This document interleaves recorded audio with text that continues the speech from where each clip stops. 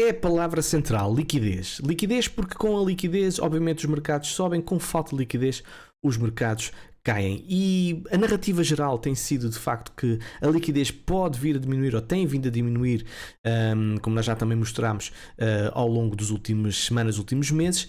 Mas há outros dados que apontam que a liquidez pode estar de facto a regressar ao mercado, nomeadamente desde o início do ano 2023. Vamos ver uma entrevista de alguém que domina bastante este conceito, que acho que é de facto muito interessante.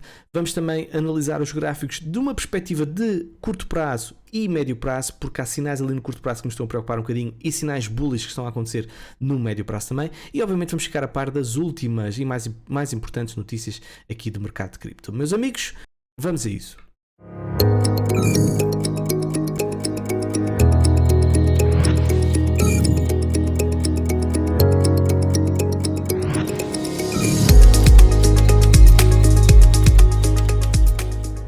Caros amigos, sejam bem-vindos ao canal Alex Crypto, um canal onde te proporciona acesso às principais notícias, a principais dados on-chain, análise técnica e tudo aquilo que é mais importante. Da minha parte, a única coisa que eu peço é que coloques um gosto, subscrevas o canal e comentes para ajudar o canal a crescer. E para quem tem feito isso, vou oferecer, desta feita vai ser no episódio que teve mais de 500 gostos, como vocês verem aqui tem 600 gostos, o que vai mudar a Bitcoin e muitos não estão à espera. Vou oferecer no final do episódio uma entrada de 3 meses para o meu Premium, portanto eu acho que vale muito a pena, tem acesso lá a uma série de informação relevante, é claramente um ecossistema que muita gente lá está e gosta bastante, portanto vou premiar a partir de agora, no final do mês, olhamos para trás, ver os episódios que têm mais de 500 gostos para isso. Portanto, 250 gostos não chega, 356 gostos não chega, 217 gostos não chega, portanto tem que ser 500 gostos, não custa nada, é 1 segundo e pode dar acesso gratuitamente a um dos melhores ecossistemas a nível mundial. Sim, a nível mundial. E como é que achas que eu sei? Porque sei, simplesmente porque sei. Estou a brincar. Meus amigos, vamos então falar sobre notícias. BNB Token está sob forte pressão, está a ser fortemente shortada pelos vistos em futuros, que provavelmente indicia algum receio de um descalabro monumental por parte de BNB, por parte da Binance, quiçá, mas acima de tudo de BNB. Portanto, é uma notícia obviamente que é preocupante, e fica aqui a informação, porque podes ter BNB e podes estar na Binance e convém obviamente estar atento àquilo que tudo está a acontecer, que é também uma das maiores plataformas do mundo, não, é a maior plataforma do mundo neste momento. Também dizer que a Binance felizmente entregou a Lightning Network, portanto uma excelente notícia. A camada 2, uma suposta camada 2 para a blockchain de BTC, que torna obviamente as transações muito mais rápidas e muito mais baratas, já está disponível na Binance. Claramente mais valia, parabéns à Binance por estar a entregar a Lightning Network, espero que as outras plataformas façam exatamente o mesmo, porque é uma evolução, e são coisas boas, são coisas positivas, e se muita gente utilizar a Lightning Network, eu acho que vai ser benéfico para todos e obviamente vai ser benéfico para Bitcoin. Também dizer que há uma data mais ou menos prevista para a aprovação ou rejeição de todos aqueles ETFs que neste momento estão a ser lançados, principalmente o da BlackRock, portanto fala-se em meados de março de 2024 que poderá ser a aprovação ou rejeição do ETF da BlackRock, mas antes, em janeiro, já vamos ter novidades sobre o ETF emitido pela ARK Investment e da 21 Shares, portanto a decisão vai ser conhecida a 21 de janeiro, em janeiro. Portanto, se for positivo esta aprovação, não vai deixar de ser estranho, porque a BlackRock obviamente não é a primeira, mas o que vai ser mesmo muito estranho é este ser rejeitado e ser aprovado o da BlackRock. Portanto, se for tudo aprovado, eu acredito que o primeiro, neste caso é o da ARK, é o que será aprovado. Mas vamos ficar atentos e em janeiro, obviamente, vamos falar sobre isto, se tudo correr bem. A FSB define regras globais para o mercado das criptomoedas. Portanto, o que é a FSB? É o Conselho de Estabilidade Financeira, que é uma organização internacional que faz a monitorização do sistema financeiro global. E ela anunciou a criação de uma estrutura regulatória global para as criptomoedas. Ou seja, além de já termos regulação específica em determinadas zonas do globo, nomeadamente o MiCA na Europa, o SVB já tinha falado que iria conjugar com o G20 uma estratégia transversal para a regulação das criptomoedas. Primeiro, portanto, eles vão atacar duas áreas principalmente. A primeira vai tratar de regulamentação geral para criptomoedas, enquanto a segunda vai apontar para stablecoins. O FSB defende que as plataformas de criptomoedas devem separar os ativos digitais dos clientes dos seus próprios fundos, além de distinguir claramente as suas diversas funções para evitar conflitos de interesse.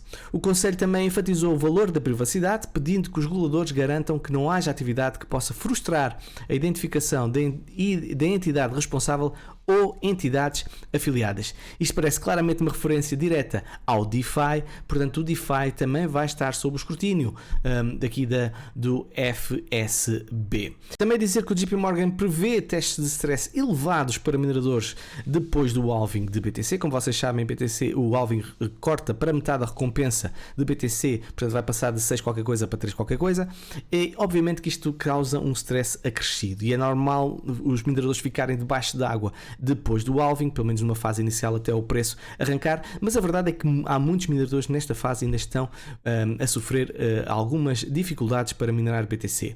Sim, presente, cá estou eu. De acordo com a análise com base em um custo médio global de eletricidade de 0,05 kW, custa cerca de $20.000 para minerar um BTC. Reparem, ao nível do custo da eletricidade 0,05, digo já, é um custo excelente e não arranjam isto facilmente. Eu, por exemplo, não consigo arranjar isto num país decente, ok? Se fosse para a Rússia ou assim, ou Venezuela, provavelmente conseguiria arranjar, mas com o halving, o que é que acontece?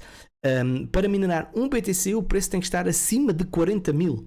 Acima de $40.000. Portanto, estamos a falar, como eu disse, de uma eletricidade extremamente baixa. Portanto, é por causa disso que o halving é tão importante, porque, por norma, os mineradores sabem o que estão a fazer, digamos assim, não vão ligar máquinas se as coisas não forem lucrativas, e a tendência é, ou o preço sobe, obviamente as pessoas começam a desligar as máquinas e a dificuldade começa a descer. O que não tem sido o caso, como vocês veem, o hash rate e a dificuldade têm vindo a aumentar nos últimos meses de uma forma estupidamente elevada, o que tem causado stress aos mineradores mais pequeninos, mais uma vez presente. Vamos agora passar para algo muito interessante. É algo que vai um bocadinho contra a maioria da narrativa dos economistas, que nós vamos ter uma recessão e que as coisas vão de facto correr mal. É o Sr. Michael Hall, é um economista também, muito ligado, autor do Cross Border Capital, coautor do Cross Border Capital, e é de facto um relatório muito, muito interessante, com inúmeras páginas. O vídeo é bastante longo aqui do altcoin dele, e recomendo que vocês vejam. Eu vou deixar o link no final para vocês verem, mas é muito interessante, porque, por exemplo, o que ele mostra aqui, em primeiro lugar, vocês vão ver o que é que ele quer dizer sobre o que é que está aqui neste gráfico, é mais fácil. What we're looking at here is money that is moving around global financial markets. It's the credit and the savings flows that are going through world financial markets. It is not money that is in the real economy. It is not really related to conventional monetary concepts like M1 or M2 that people will be familiar with. Those are much more measures of money in retail bank accounts, and those retail bank accounts are much more synonymous with movements of real economy money. We're looking here at financial sector money, which is really driving the asset markets worldwide. Portanto, é algo que foge ao padrão normalmente das análises. Aquilo que nós podemos ver é que nós estamos claramente numa zona de fundo, numa zona de inversão. E normalmente estas zonas de fundos ocorrem em situações de crises. Basta você ver aqui collapse, crisis. Portanto, aqui o banking crisis, mais uma vez, portanto, recessão. Portanto, normalmente são indicadores que nós estamos a chegar a um fundo e nós já estamos a sair desse fundo e estamos a começar a crescer. Portanto, é algo efetivamente bastante bullish. Ele também mostra, mais aqui à frente, onde é que isso está, aqui assim. Este gráfico mostra também que está relacionado com o dinheiro, o dólar a nível global. Isto inclui cerca de 90 países. E aquilo que nós podemos ver também ao nível de liquidez, que ele está a começar também a subir, como vocês podem ver. E isto efetivamente é bastante bullish e tem justificado o porquê do mercado estar a subir nos últimos tempos. Ele também depois fala nas T-bills, nós também já tínhamos falado, e que vai ser uma forma como agora o governo americano vai injetar, digamos assim, liquidez, ou querer ir buscar liquidez através das T-bills, porque as pessoas depois obviamente compram essas T-bills e tentam entrar no mercado via T-bills. Mas é verdade também que este gráfico mostra um paralelismo entre o Global Liquidity e as T-bills. Como vocês podem ver este gráfico aqui amarelo, reparem, temos também aqui um pump muito grande aqui neste T-bills e isso normalmente acontece assim, há às vezes uma antecipação ou um atraso, mas podemos ver claramente aqui uma certa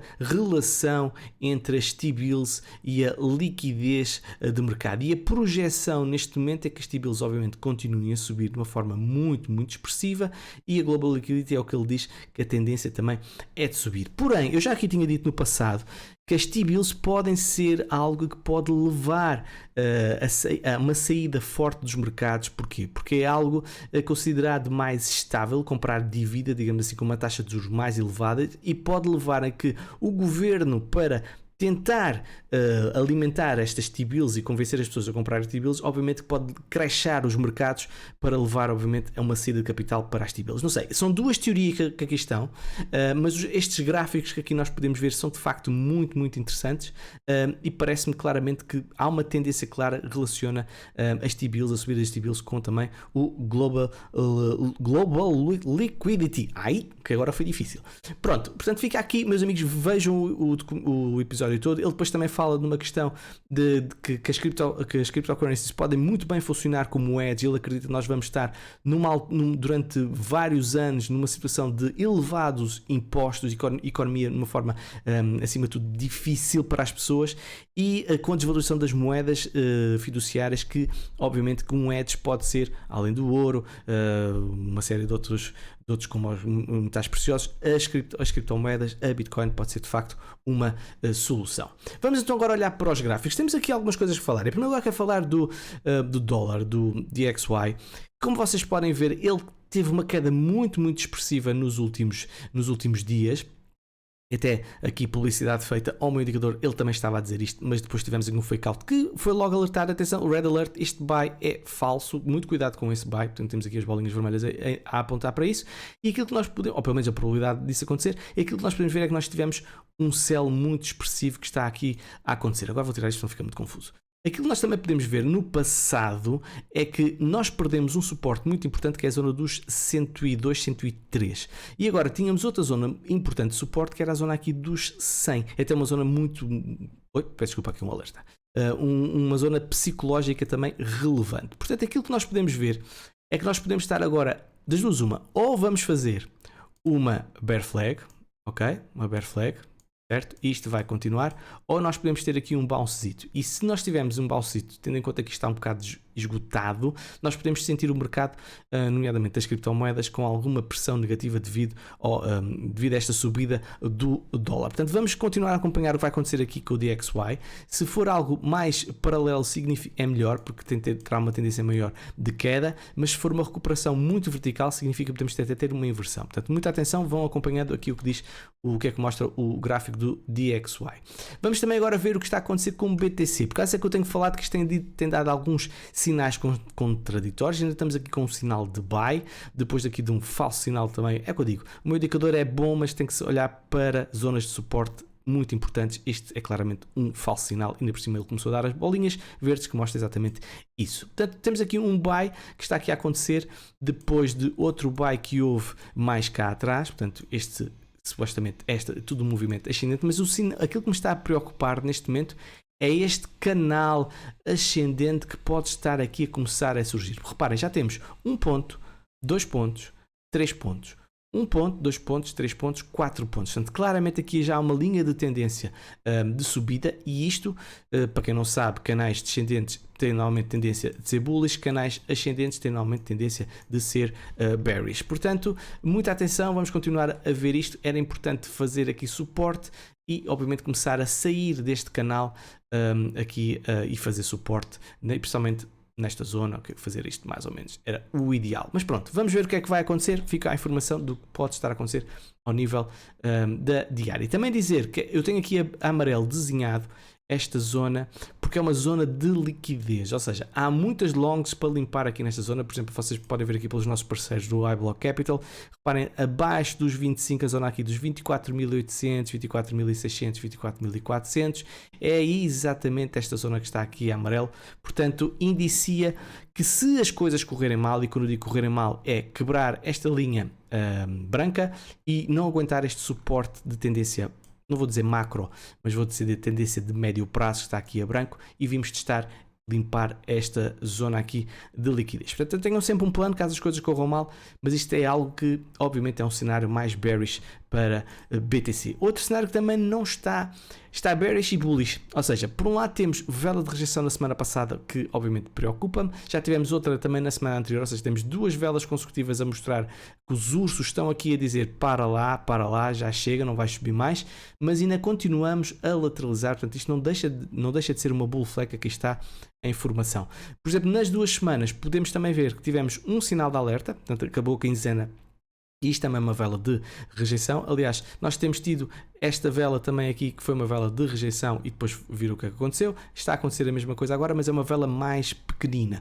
E é tão importante estas velas de rejeição e estas velas bullish que aqui estão. Por exemplo, aqui vocês podem ver aqui uma vela bullish, outra vela bullish no fundo das tendências, que é sempre, efetivamente, o fundo da tendência é aqui, peço desculpa, é sempre mais interessante e maior probabilidade de sucesso do que uma vela, digamos assim, bullish apenas a meio do caminho. Portanto, aí não é tão relevante.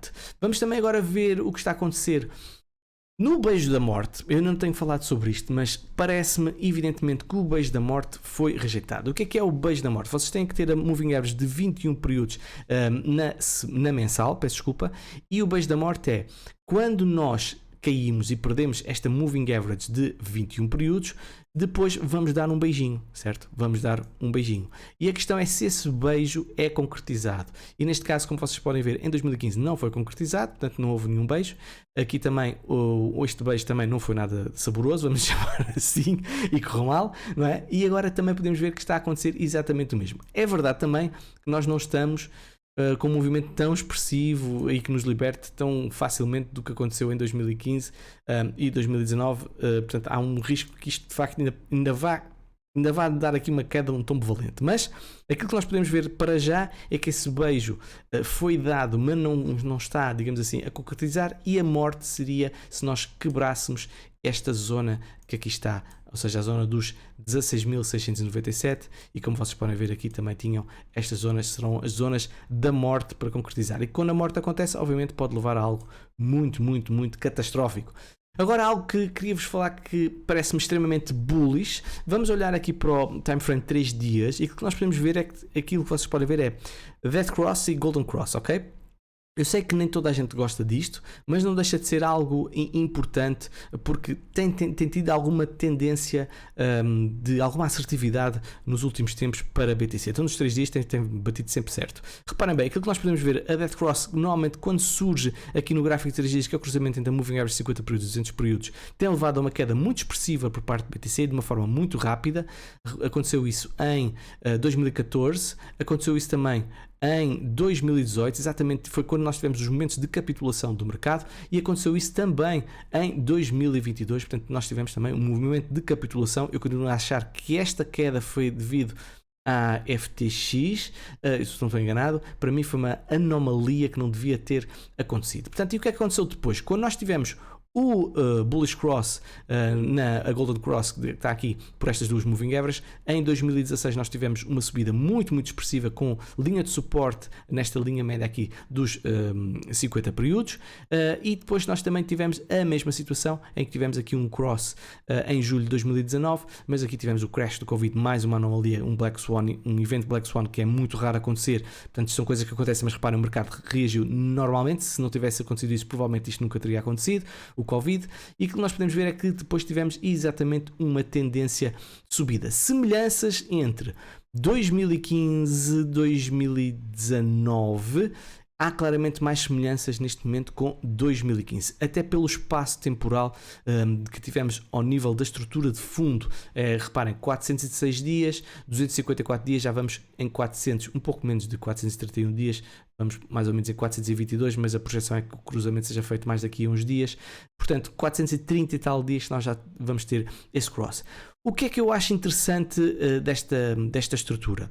Porquê? Porque quanto mais tempo nós tivermos uma estrutura de fundo a ser feita, maior poderá ser o momento de subida, ou maior o suporte para esse momento de subida. Portanto, seria muito interessante ver uma repetição de 2015, não vou dizer que seja a mesma percentagem, mas uma subida expressiva do mercado. Vamos ver, ok? Isto pode perfeitamente cair por aí abaixo e lá se vai esta teoria toda desta Golden Cross que podemos ver aqui no gráfico de 3 dias. Vamos agora também dizer que os mineradores estão neste momento a vender, portanto estão a criar pressão no mercado, por causa que também a BTC se calhar não tem subido como muita gente deseja, e também dizer que ao nível do funding rate está a acontecer uma coisa curiosa, ele neste momento está negativo, o que até é bullish, portanto, mas aquilo que eu sinceramente me parece é que nós estamos sinceramente mais a lateralizar no funding rate, porque se nós vimos isto numa perspectiva anual, reparem, isto praticamente está aqui nesta linha central, portanto parece-me que o funding rate está mais neutro do que outra coisa, o que não deixa de ser bom, porque se o funding rate estivesse muito elevado, reparem o que aconteceu aqui em fevereiro de 2017, seria efetivamente bastante pior. Portanto, boas notícias neste caso também para via funding rate. Uma notícia fora do mercado de cripto, mas é muito interessante, cerca de 200 bilhões de dólares deixaram o maior banco do mundo. Portanto, o JP Morgan perdeu cerca de 200 trilhões de dólares, passou de 2,5 trilhões de dólares para 2,3 trilhões de dólares, ou seja, perdeu 200 bilhões de dólares, sei que está correto, e a queda nos depósitos ocorreu devido à divulgação de uma pesquisa de Gallup que constatou que quase metade dos americanos estão agora preocupados com os fundos que mantêm em bancos ou outras instituições financeiras. Ou seja, aquela ideia que os bancos pequeninos estão a sofrer e que está a haver uma fuga para os bancos grandes, não é de todo válida, porque os próprios bancos grandes também estão a sofrer com isso e então perderam alguns depósitos. Portanto, fica aqui esta notícia que eu acho que é reveladora do sentimento de mercado das pessoas. Meus amigos, vamos então agora avançar para o sorteio. Vamos lá ver então quem é que vai ganhar. Portanto, temos aqui um vencedor. Vamos ver qual é o vencedor.